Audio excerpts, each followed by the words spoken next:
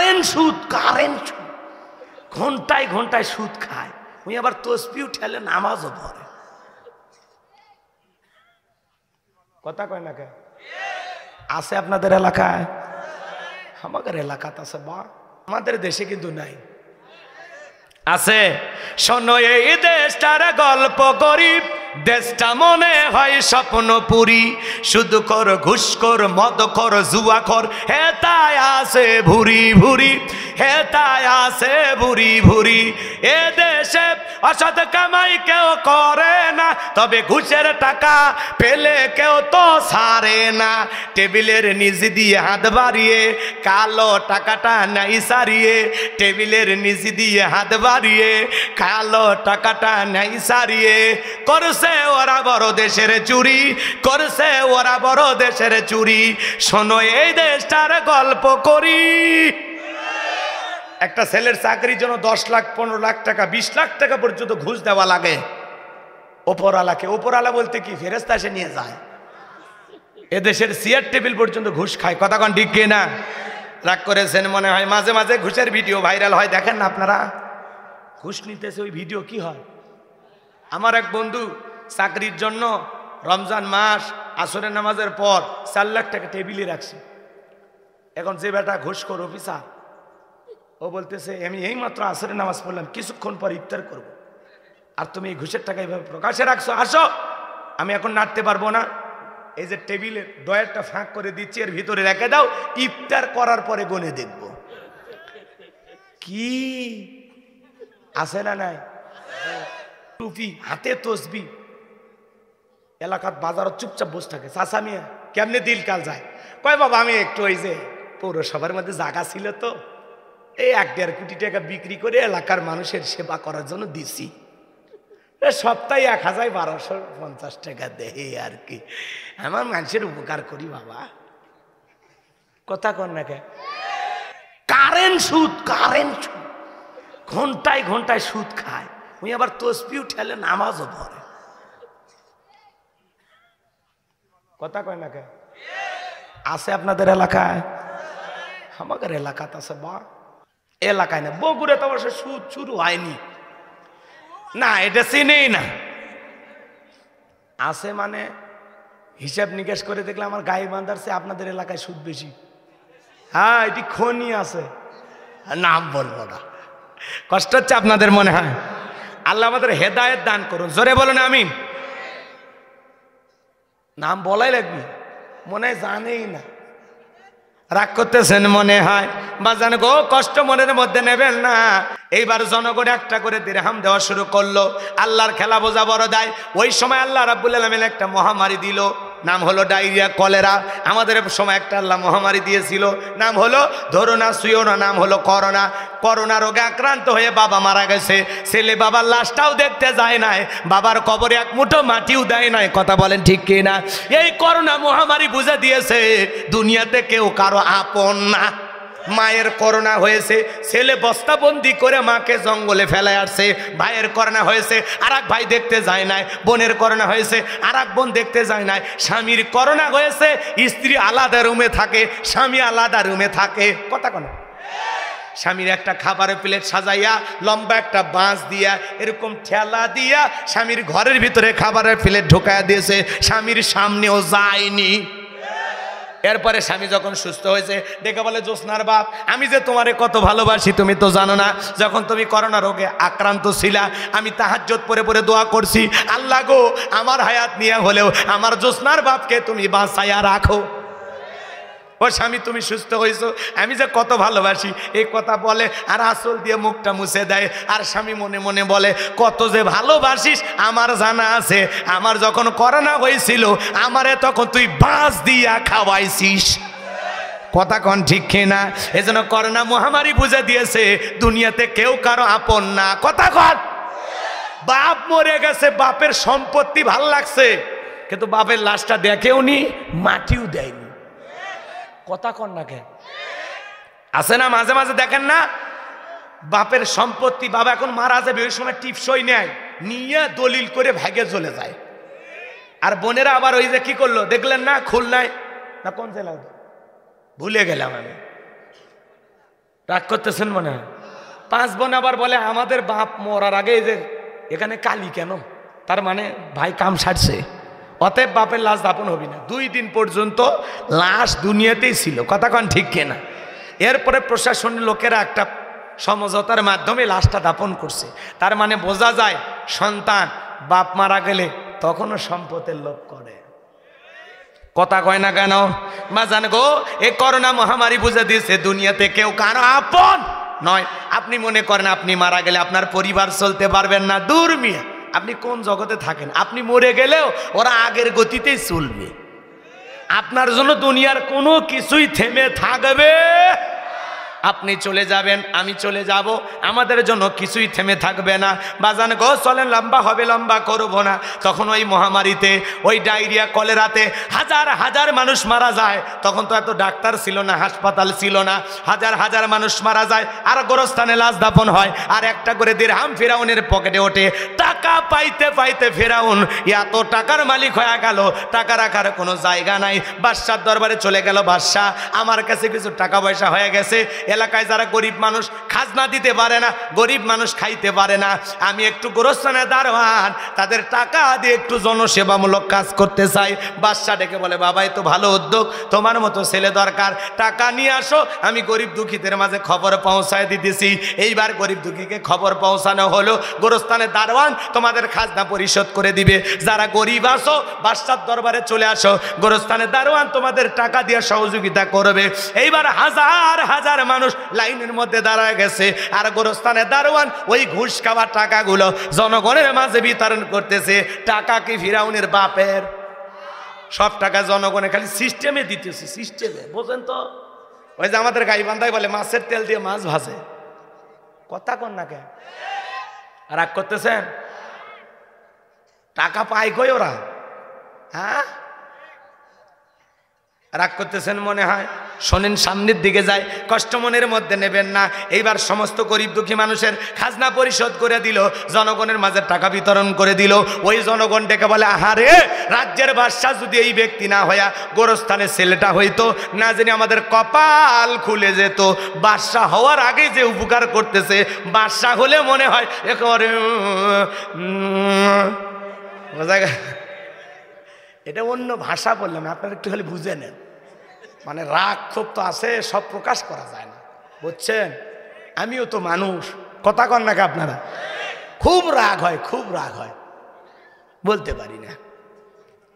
এখন উচিত কথা যদি কই, পিঠের ওপর দিয়ে যাবি মই, এ আনন্দ কিছু লোক কিনা খাবে বগুড়ার স্পেশাল দই, কথা বলেন ঠিক না? যত দোষ নন্দ ঘোষ, সত্যটা বললে দোষ, করলে অন্যায়ের প্রতিবাদ, নামটা হবে তোমার মৌলবাদ, নামটা হবে তোমার জঙ্গিবাদ, কথা বলে ঠিক কিনা? আচ্ছা আপনারাই বলেন, এইবার জনগণের খাজনা পরিশোধ করে দিল, দুঃখী মানুষকে টাকা দিয়ে সহযোগিতা করলো, নির্বাচনের আগে একটু জনসেবামূলক কাজ করার দরকার আছে না নাই? আমার এলাকায় এক নেতা কাঁচা রাস্তা ইট পারতেছে, কাঁচা রাস্তা বোঝেন তো, মাটি রাস্তা, ওর মধ্যে ইট পারে, ইটের সোলিং করতেছে। মানুষজন তখন বলতেছে, বাবা তুমি এখনো তো নেতা হও নাই, তো ইট পারতেছে, ব্যাপার কি? বলে আগামীতে দোয়া নিতে আসবো, আপনাদের কষ্ট আমার সহ্য হয় না, আপনাদের ছেলে মেয়ে বৃষ্টি হওয়ার পরে স্কুলে যাইতে পারে না, বৃষ্টি হওয়ার পরে কাদা পানির ভিতরে আপনারা হাটে বাজারে যাইতে পারেন না, মাঝে মাঝে আপনাদের দুঃখের কথা মনে হলে রাতে আমার ঘুম আসে না। আপাতত কাঁচা রাস্তায় ইট পারিয়া দিয়ে গেলাম, আর ভবিষ্যতে আমার মার্কায় যদি একবার সিল মারিয়া এলাকার নেতা বানায় দিতে পারেন, আমার 1 নাম্বার টার্গেট এ কাঁচা রাস্তা পাকা করে দেব, কথা কন না কে? এইবার যদি জনগণ বিশ্বাস করে ভরসা করিয়া একবার নেতার মার্কায় সিল মারিয়া নেতা বানায় দেয়, নেতার এলাকায় থাকে না, ঢাকা শহরে বান্ধবী নিয়ে ঘুমায়। মার্কা থাকে যে কয়দিন, নেতার আনাগোনা সে কয়দিন, ভোট নেওয়া শেষ, নেতার সোনার বাংলাদেশ, কথা কন না কে? রাগ করছেন? করেন, সমস্যা আছে না নাই? আর আমরাও কম খারাপ না, 1.5 টাকার বিরিয়ার 3 টাকার চা খায় কি স্লোগান, বল্টু ভাইয়ের চরিত্র ফুলের মতো পবিত্র, নামাজ পড়ে 1 ওয়াক্ত, গাছা খায় 5 ওয়াক্ত, ঘুমসুরিতে পাকা ভক্ত, শয়তানের 1 নাম্বার ভক্ত, হুজুরিদের জন্য খুবই শক্ত, সুশে খায় গরিবের রক্ত। নির্বাচনের যে চা পাতিলে রান্না হয়, বৃষ্টি হওয়ার পরে খেরেপালার নিচ দিয়ে যে পানি যায়, ওইটার রং আর ওই নির্বাচনের চায়ের রং সমান। সেই চা খায় মুসলমান ইমান পাল্টায়। এদেশের মুসলমান হাফ কেজি জিলেপির কাছে বিক্রি হয়। এক কথা কন না কা? নির্বাচনের পরের দিন আমার এলাকায় গেছিলাম, অনেকদিন আগের কথা। আমার এক নানি আছে, বলতেছে হুজুর দোয়া করিস। কেন? কয় এক রাতে 4200 টাকা কামায়। নানি কেমনে? কয় যত মার্কার লোক ঢুকছে নির্বাচনের আগের রাত, যেটাকে বলা হয় কালো রাত। কথা কয় নাকি? ওই রাত্রিতে এসে আমার দরজায় নক করে, নানি বাড়িতে আসিস? বলে হ্যাঁ আসি। কয় আমি উমুক মার্কার লোক, 500 টাকা রাখ, ভোটটা আমার দিস। কয় দেবো বাবা যা। কয় যত মার্কার লোক ঢুকছে কারো মন বেজার করি নাই। বয়স আমার হয়ে গেছে, এক ঠ্যাং কবরে গেছে, ভাই কার মনে দুঃখ দেব? সকালবেলা গইনে দিকে 4200 টাকা কামায়। যেই দেশের জনগণ নির্বাচনের আগে নেতার কাছে 500,000 টাকার বিনিময়ে তার পবিত্র আমানত ভোট বিক্রি করে, এমন জনগণ দিয়া দেশে ইসলাম কায়েম করা যাবে? এক পাগল তেঁতুল গাছের নিচে হাত তুলে দোয়া করে, আল্লাহ এই তেঁতুল গাছে রাজশাহীর ফজলি আম দে, রংপুরের হাড়ি ভাঙ্গা দে, লম্বা লম্বা মিষ্টি মিষ্টি আম রূপালি দে। আল্লাহ তখন ডেকে বলে, পাগল রে, চোখটা খুইলা দেখ কোন গাছের নিচে দোয়া ধরেছিস। তেঁতুল গাছের নিচে আম চাইলে যেমন ভাগ্যে জুড়বে না, যেই দেশের জনগণ নির্বাচনের আগে নেতার কাছে 500,000 টাকার বিনিময়ে ভোট বিক্রি কইরা আল্লাহর কাছে যদি হাত তুলে বলেন, আল্লাহ এদেশের নেতাদেরকে উমরের মতো আদর্শবান নেতা হিসেবে কবুল করো, আল্লাহ বলে উমরের দেশে থাকার মতো জনগণ হতে পেরেছিস? গাছের গোড়া ঠিক, মাথা ঠিক।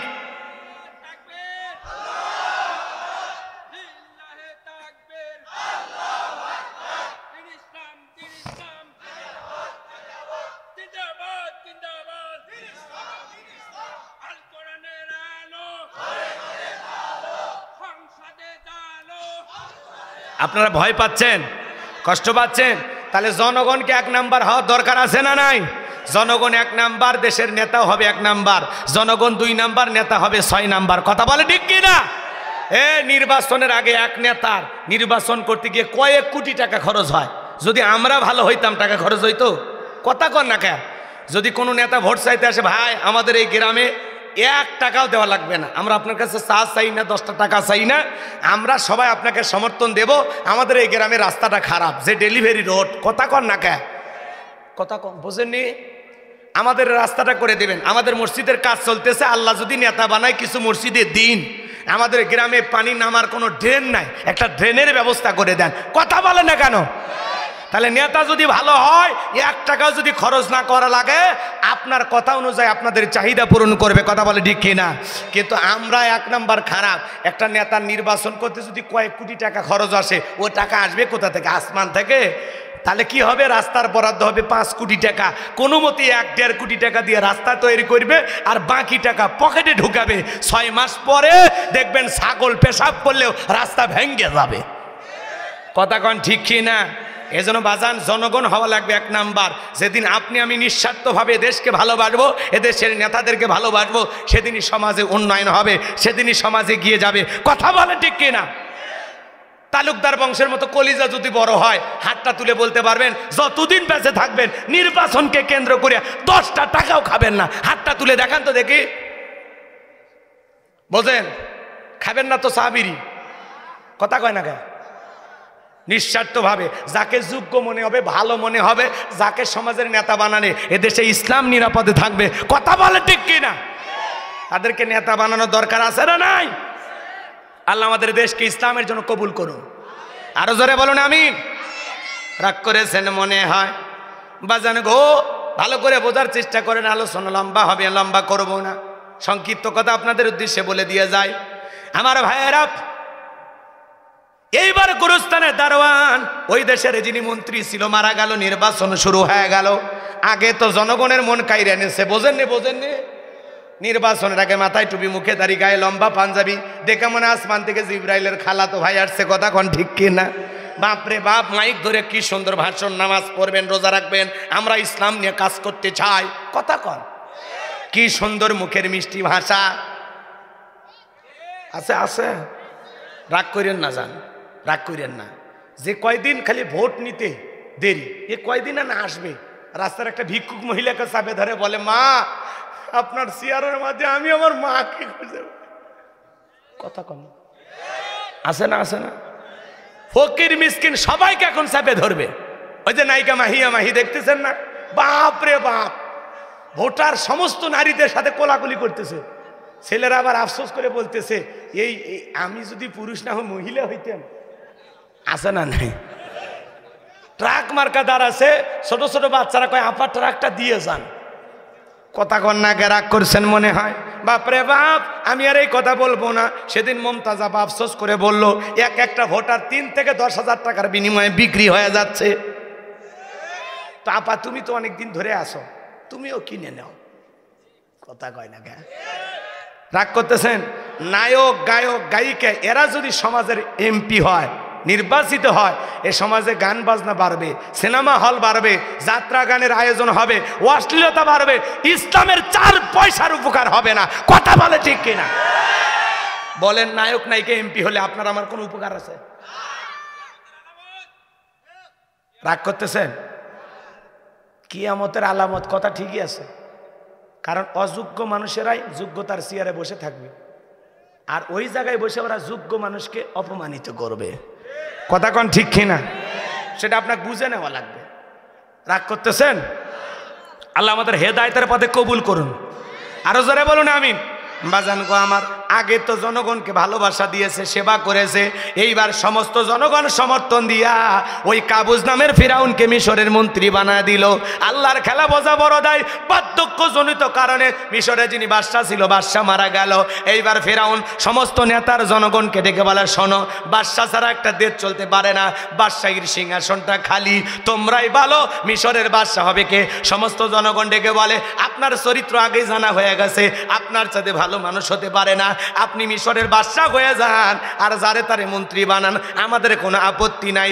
এইবার জনগণের সমর্থন পাইয়া, নেতাদের সমর্থন পাইয়া এক চান্সে মিশরের বাদশা হইয়া মিশরের সিংহাসনে যখন ফেরাউন বসলো, হামানকে ডেকে বলে, এটা গো হামান, আজ থেকে তুই হবি আমার মন্ত্রী আর আমি হব বাদশা।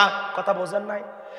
হামানের মাথায় কোনো চুল ছিল না, সাদে মাল নাই, বাম্পার লোড, পুরো মাথা ছিল ভারতের দমদম এয়ারপোর্ট। কথাকে বোঝা গেল। এইবার ফিরাউন ক্ষমতার চেয়ারে বসার পর রাতের বেলায় ঘুমাইতে গেলে ঘুম চোখে আসে না, আজে বাজে স্বপ্ন দেখে লাফায় লাফায় ওঠে। কথা বলেন ঠিক কিনা? মনে রাখবেন, গরিবের 2টা নিয়ামত আল্লাহ দিয়েছেন, একটা হলো খাওয়ার রুচি, আর একটা ভালো ঘুম। সারাদিন রিক্সা চালায়, ভ্যান চালায়, কথা কন না কেন? ওরা মরে গেল আলাদা আলাদা, আর গরিব কি ভালোবাসা গো? কথা কয় না কেন? গরিবের ঘরে টাকা না থাক, ভালোবাসা আছে, শান্তি আছে। কথা কন? আর ধনীর বাড়িতে টাকা আছে, সম্পদ আছে, দামি বিল্ডিং আছে, সুখ নাই। ছেলেটা মদ খায়, মেয়েটা ইয়াবা খায়, জামাই বাড়িতে ভাত হয় না, ছেলেটার বউ ভাত খায় না। আর একটা গরিবের বউ কয়টা হিসেব করা যাচ্ছে না। এখন তো খালি প্রতিযোগিতায় নামছে সব। কথা কয় না কেন? রাজশাহীর একজন কয় আমার 6টা বউ, 2টে চলে গেছে, 4টে ঠিক আছে। কয় ইসলাম এই জায়গায় ঠিক আছে। কুষ্টিয়ার আর একজন কয় রাজশাহী যখন 6টা করেছে, আমি নিয়ত করেছি আমি 7টা করে দেখাবো। ইয়ার থাপ্পড় লাগার লাগবে, বদমাইশ। তো 7টা বিয়ে করবে কে কছে রে? এ কথা কন না কেন? একসাথে একই সাথে 4টে স্ত্রী আপনি রাখতে পারবেন, জায়েজ। কিন্তু ওই একসাথে 7টা রাখছে, এটা জায়েজ না হারাম? 4টা পর্যন্ত বউ আর জায়েজ, 5ম, 6ষ্ঠ এবং 7ম যেগুলো আছে এগুলোকে তালাক দিতে হবে, আলাদা করে দিতে হবে। এগুলোর সাথে সম্পর্ক রাখলে সব অবৈধ হবে, হারাম হবে, এবং এদের পেট থেকে যদি কোনো সন্তান জন্ম নেয় সেটা হবে জারো সন্তান। কারণ 4টের বেশি করা যাবে। তবে হ্যাঁ, 4টে বিয়ে করেছেন, 4 বই মরে গেছে, তাহলে করতে থাকেন, সমস্যা নাই। রাগ করছেন নাকি? তখন আপনি করতে পারবেন, কিন্তু একই সাথে একত্রে একই ছাদের নিচে 4 তালা হোক আর 2 তালা বাড়ি হোক, ওটা সমস্যা নাই। একই সাথে একজন মুসলিম যুবক 4টা বউ রাখতে পারবে, 4টার অতিরিক্ত রাখা যাবে না। কথা কয় না কেন? সূরা নিসার যেখানে আল্লাহ তাআলা বিয়ের কথা বলেছেন, প্রথমে আল্লাহ বলেছেন 2টা করো, এরপরে 3টা করো, এরপরে 4টা করো। আর যদি মনে করো ইনসাফ প্রতিষ্ঠিত করতে পারবা না, ন্যায় বিচার কায়েম করতে পারবা না, তোমার পক্ষে 4টা সামলানো সম্ভব না, দেহের শক্তিও নাই, অর্থের শক্তিও নাই, তাহলে বাদ দাও, তুমি একটা নিয়ে ভালো থাকো। কথা কয় না কে? রাগ করছেন? তাহলে এই যে রমিজ মিয়া না, ওর নাম কি? ও বিয়ে করছে, ওই যে কুষ্টিয়ার। ওকে বলবো ভাই 4টে রাখে বাকি 3টে। কথা কয় না কে? তালাক দিয়ে দাও, এটা তোমার জন্য ভালো। তাছাড়া যত দিন যাবে তত আমল নামায় গুনাহ হবে। এরা এখন বিয়ে করে ভাইরাল হবার চায়। হাই রে যুবক রে, আল্লাহ হেদায়েত দান করো। আরো জোরে বলো না আমিন। কথা কোন জায়গায় যে রাখলাম আমার তো মনে নাই, ভুলে গেছেন। কি বলছিলাম বাজান গো আমার? নেতার চোখে কি নাই? জোরে কনে কি নাই? দেখবেন ধনী মানুষ, কোটি কোটি টাকার মালিক, বাড়ির চতুর্দিকে সিসি ক্যামেরা, 4টা ট্যাবলেট খায়া ঘুমায়, তারপরে রাত 2টার দিকে উঠে সিসি ক্যামেরার ফুটেজ দেখে কেউ ঢুকছে নাকি ওর মারার জন্য। কারণ ওর প্রত্যেকটা বিল্ডিংয়ের ইটের ভিতরে গরিবের প্রতি জুলুম করিয়ে গরিবের রক্ত শুষে বড় লোক আছে। মানে ওর একটা ভয় কাজ করে, না জানি কে এসে বিল্ডিংয়ের ইট খুলে নিয়ে যায়। কথাকে বোঝা গেল? রাগ কইরেন না, রাগ কইরেন না। আপনি যদি ন্যায়ের সাথে ইনসাফের সাথে কাজ করেন, আপনার সম্পদ বেশি হলে আপনার ভয় নাই। কথা কন।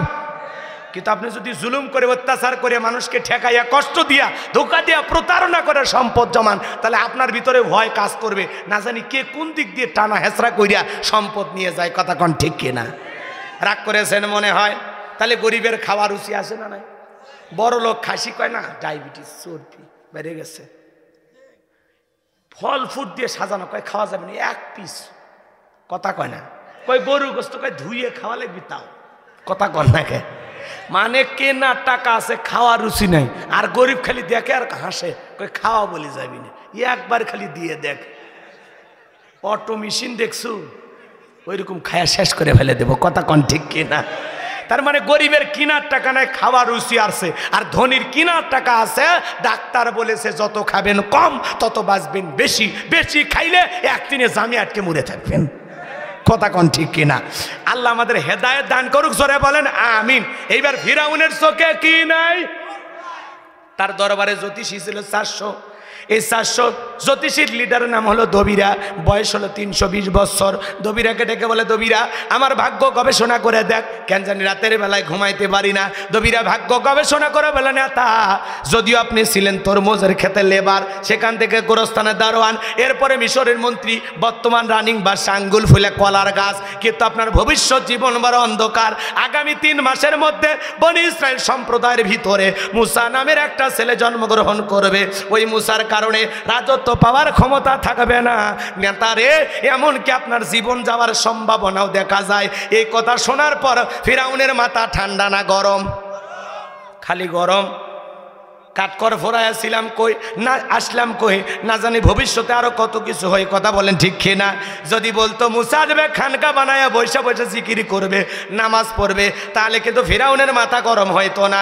ফিরাউন চাইলে সরকারি খরচে তখন খানকা বানায়া দিতে। কথা বলেন ঠিক কিনা?